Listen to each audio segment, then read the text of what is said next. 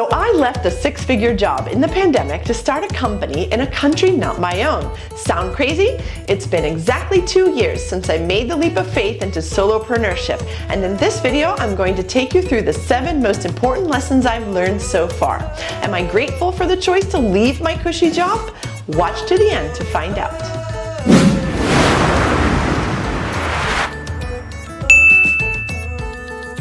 If you are currently evaluating whether solopreneurship is the right choice, you may want to consider your personal values and what's most important to you. I had a burning need to work with the subjects I'm most passionate about, express myself in the ways I wanted to, work the hours I wanted to work, and be location independent or not tied to one single place. These were the things that were most important to me, and my business gives me all of that. So like I said, this video will delve into the 7 most important challenges and lessons that I've learned on my solopreneurship journey to date. So let's start with the first things first, good conditions. Good conditions are your starting point. Let's face it, if you're going to start your own company, you'll need to have certain conditions in place which allow you to focus on starting and running a successful company. In my case, I had the following conditions in place. I own my home, so didn't have to pay rent. I am debt-free. I had some savings in the bank to get me through the first year. I had 2 clients already when I quit my job, and I previously owned a business in Italy, so I had experience. These conditions can be different for everyone, but whatever your situation is, you should feel comfortable with your decision to leave your job and start a business. You need to be able to meet your financial obligations and have no worries about money for the first initial period in case you don't have any earnings for a long period of time. If you do your calculations and you're not comfortable with your conditions enough to leave the job cold turkey, then maybe you want to start your business as a side hustle. You can always leave the job eventually when your business is profitable. Now on to the next point. Even solopreneurs need people to make their business successful. So number 2 is people make it or break it. I hired and fired 3 website designers in a row. 1 misrepresented herself and couldn't do the work I was asking for. 1 left the website full of errors and wasn't willing to fix them. And 1 took my money and disappeared. Then I finally found the ideal person to build, design, and manage my website, and he's been with me for the last 1.5 years now. And then it took me 6 months of interviews to find a good social media manager. I also hired a coach at the beginning of my journey who ended up steering me in the wrong direction and wasting my time for $2,200. Ouch. I realized too late that basically he didn't know how to coach and actually didn't have any coaching qualifications. I learned my lesson the hard way. Be extremely careful when choosing people to work with. The Great Resignation produced a lot of eager freelancers. People may be very convincing in the initial proposal stage, but learn to read between the lines. Examine their qualifications, get samples of their work, and ask for testimonials. No nonsense and no shortcuts. Despite the initial challenges, I now have several amazing people working for me who've been with me for the last 1.5 years. They are instrumental in my business growth, and I couldn't do what I do without them. The moral of the story is, it's extremely difficult to find good people to work with you and for you. So start early, and when you find good people, hang on to them and reward them well so they don't leave. Now on to some practical things. You knew this was coming. Number 3, social media must become your best friend. Don't even try to say that you hate social media. You have to learn to love social media, and you will love it once you realize that it's free advertising. So my tips for you for utilizing social media in your business are the following. Focus on just 3 platforms rather than trying to spread yourself thin over 5 to 6 platforms. Some personal branding experts say to focus on 1 platform. Also, not all platforms work for all types of businesses. In my case, Instagram and Facebook didn't really produce results.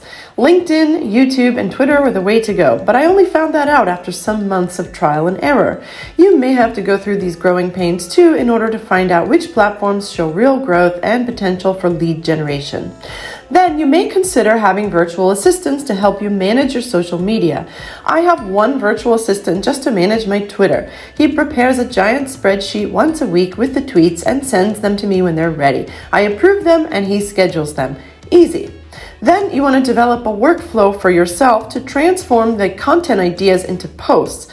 When you get ideas for topics you want to post about, you need to put them somewhere, and from that place they need to be shaped into posts with links, hashtags, etc.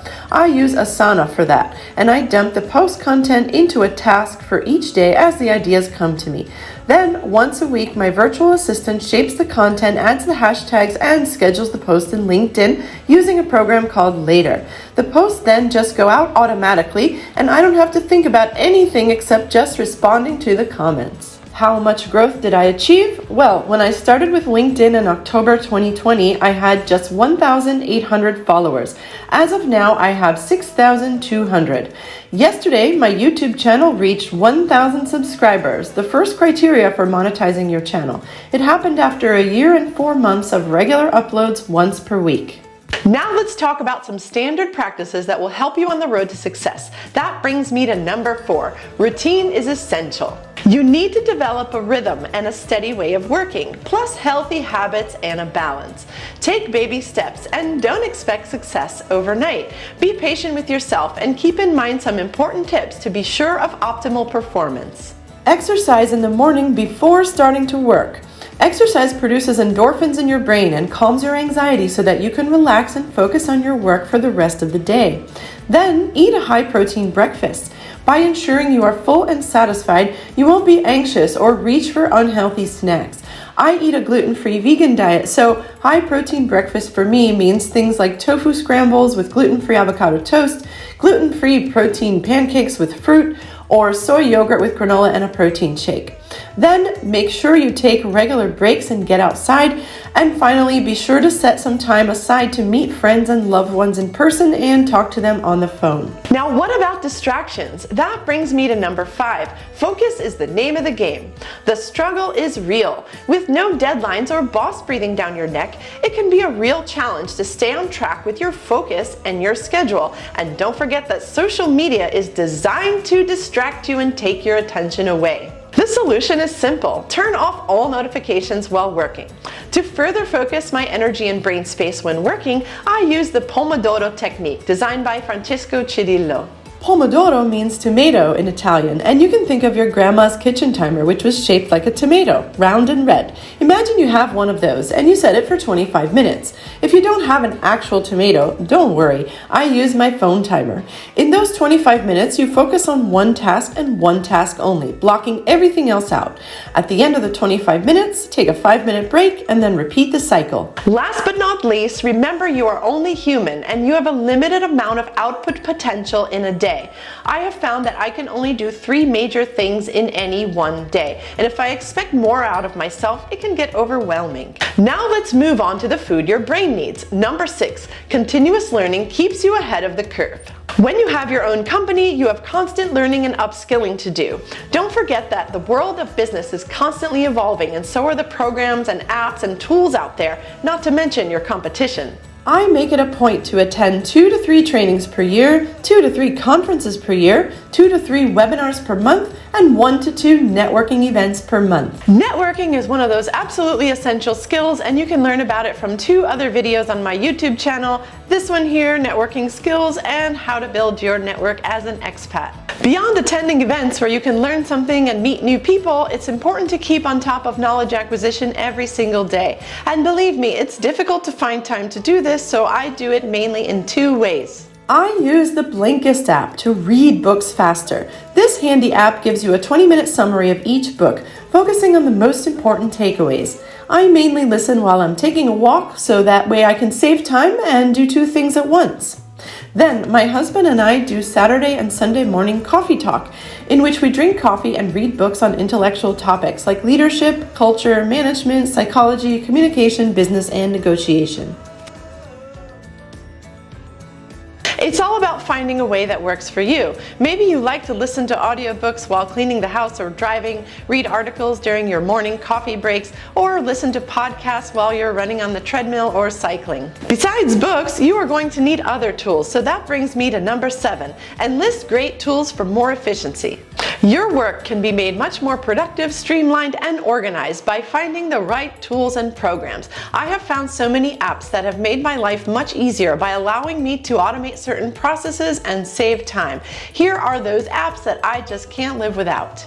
Calendly integrated with Zoom Professional to schedule meetings with zero effort, Asana for project management, Later for scheduling posts, Microsoft OneNote to organize all my business information, ConvertKit to send automated emails and store contacts, Blinkist for reading books, Campsite.bio for my link tree, QR Monkey for creating QR codes, Canva for creating awesome free designs, Jotform for collecting client feedback, Filmora for editing videos, and Frame.io for video management. Now, beyond the 7 points I just mentioned, just be aware of energies around you, whether positive or negative. Some people may be envious of your determination and courage and may try to put you down in your business goals. Others, even well-meaning family and friends, may unintentionally steer you in the wrong direction by saying things like, hey, you're so good at XYZ activity, why don't you make a business doing that? So you have to think, yes, maybe I'm good at it, but is it really what I want to do? If you are still searching for the right thing to do in your business, try using the Ikigai model and do something that the world needs, that you're good at, you like doing, and that you can make money from. Where those 4 things overlap is your Ikigai and your purpose in life. So now, how do I feel about working for myself as opposed to working for someone else? Well, here are my thoughts on it. You still work a lot. In fact, you end up working more in your own business, especially in the initial stages. The difference is you're doing what you love, so you don't notice you're working more. You do it willingly and with passion because you're your own boss and you are running the show. You are not selling your time for money and someone else's gain. I worked 7 days a week for many months, but thankfully now I have a steady flow of clients and don't need to hustle so much. Also, keep in mind that as long as you work for someone else, you're in the rat race. You will keep repeating that endless cycle. Go to work, get your paycheck, pay your bills, repeat. Furthermore, you will always have a ceiling on your income earning potential. But when you have your own business, the sky's the limit. You also have to remember that if the job ends one fine day, you will be suddenly cut off from earnings and livelihood. But with your own business, you are setting something up for the long run, and no one can take that away from you. And now for the big question. Am I thankful about leaving my well-paid job with cushy benefits? Believe me, there are tough days when I feel unproductive, useless, and hopeless. So what do I miss about my job? Well, sometimes I miss those days of having a set schedule and a regular paycheck. And in my business, I collaborate with people fully remotely. So I kind of miss having colleagues and friends around me at work, celebrating birthdays in the office, and having coffee together, things like that. But somehow I convinced myself to keep going because I know that this is the right direction for me, at least for now. And there's nothing that you can compare to the feeling of sweet success that you achieve from your own hard work, determination, and vision. Thanks for watching. I hope you found it useful, and don't forget to subscribe to keep getting great videos on business abroad, expat life, and intercultural skills. Bye for now.